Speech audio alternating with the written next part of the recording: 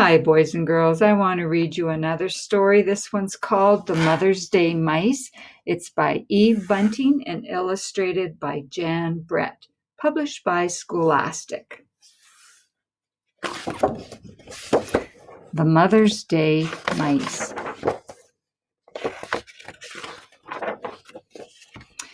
Biggest Little Mouse awakened first. It was early morning and still almost dark. He tugged gently on the whiskers of Middle Mouse, who slept next to him. "It's Mother's Day," he whispered. "Time to get up and go for our presents." Middle Mouse tugged gently on the whiskers of Little Mouse, who slept between him and the wall. "Mother's Day," he whispered. They crept out of bed and tiptoed past Mother's room. Outside, one star still slept in the sky. They stopped to wash paws and faces in a pail of water Mother kept by the front door. Biggest studied his watch. "We have 2 hours before Mother wakes up. Middle and I know what we're getting for her and where to find it." He looked at Little Mouse and waited. "I know what I'm getting too," Little Mouse said. "Honeysuckle." Biggest shook his head. "Little Mouse, honeysuckle grows only on Honeysuckle Cottage, and we know who lives in Honeysuckle Cottage. You'll have to find something else for Mother." Little Mouse wanted to argue, but Biggest was already lining them up, one behind the other. "Hold tails and be quiet as we go," he said. "The dark has dangers for little mice." They ran across the meadow. Little Mouse liked the tough, smooth feel of his brother's tail. He thought the three of them, joined together, must be as long as a snake. He didn't want to think about snakes, though.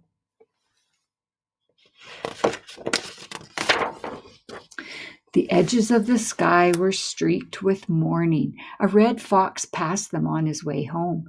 They crouched till the white tip of his tail disappeared in the trees. "Grrr!" Little Mouse said fiercely. "Who's afraid of him?" But his voice was so weak that he couldn't hear it himself. An owl sheared above them as they lay hidden in the long grass. Little Mouse kept his eyes tight closed. If he couldn't see the owl couldn't see him. "You don't have to squeeze my tail so hard," Middle Mouse told him when they stood up. "I thought you might be frightened," Little Mouse said. "I was telling you I was here." Middle Mouse sniffed.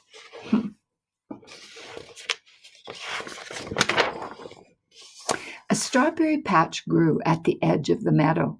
"There's my surprise for Mother," Middle Mouse said. "She loves strawberries. She says the first ones taste of summer coming."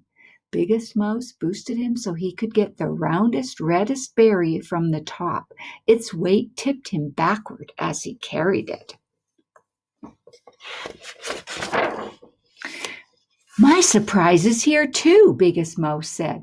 He picked a dandelion fluff ball and held it high by its milky stem.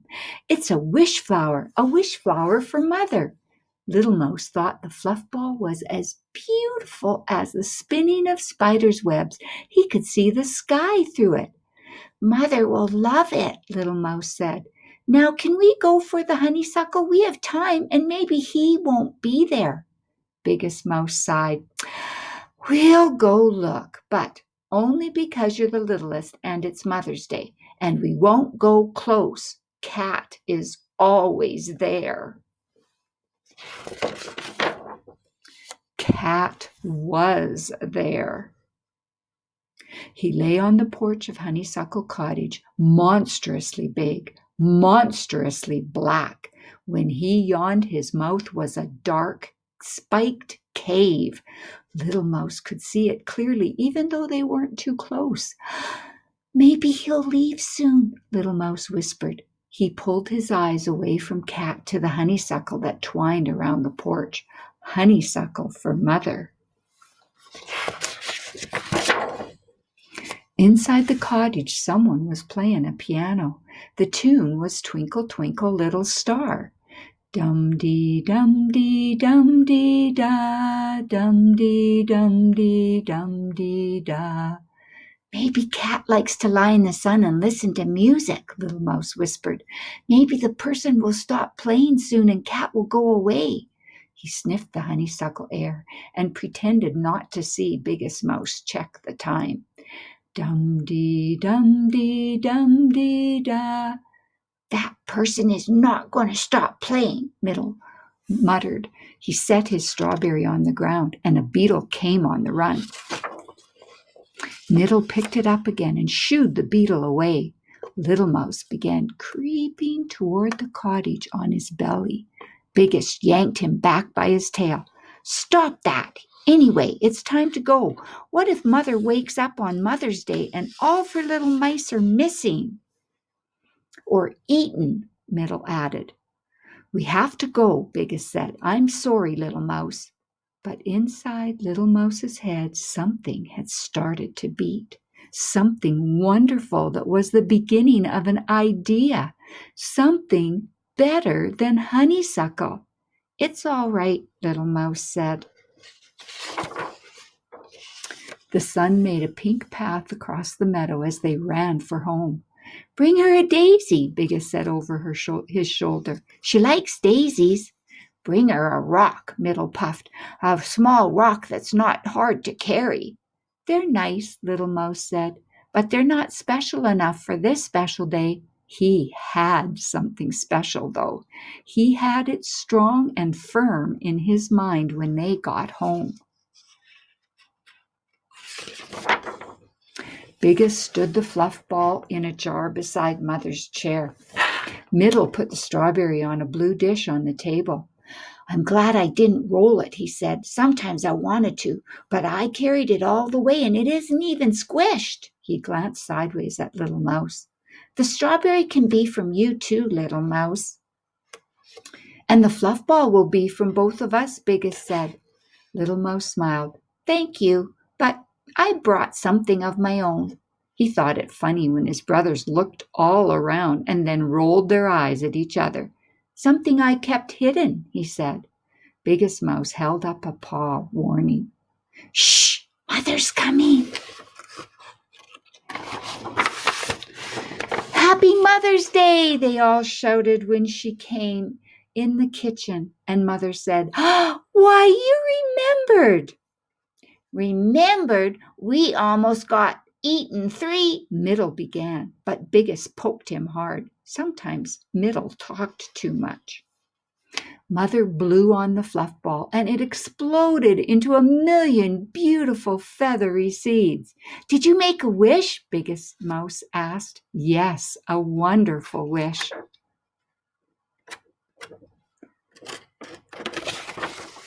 Mother cut the strawberry in 4 pieces. I love strawberries, she said.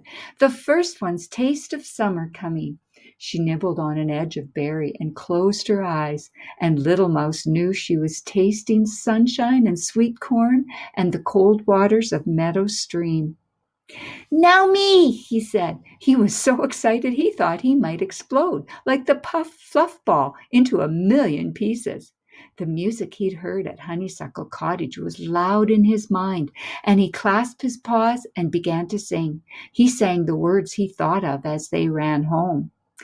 We have brought a song to say, Happy, happy Mother's Day. No one's mother is so nice. Love from all your little mice. That was wonderful, Mother said when he finished. How astonished his brothers were. They'd thought he had nothing, and all this time he'd had this. Was it better than the honeysuckle? Little Mouse asked. Much better, Mother said. Honeysuckle doesn't last forever. A song does. Was it the best of all your surprises? As soon as he asked that, Little Mouse felt mean. The song is from all of us, he added quickly. Mother smiled. All my surprises were lovely. You each brought me something different, and you each brought me something the same. Do you know what that was, Little Mouse? Little Mouse knew. They'd brought her their love. Mother opened her arms wide, and they ran to her. "Let's sing Little Mouse's song again," she said.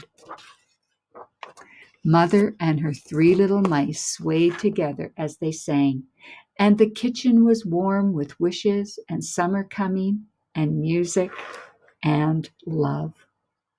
Boys and girls, I hope you will fill your Mother's Day with special surprises, just like the 3 mice did. Remember, your mother loves you and she has worked so hard for you. So be kind, show her your love on the special Mother's Day and every day, okay? And remember, you are important and you are loved. Bye for now from Mrs. Nielsen.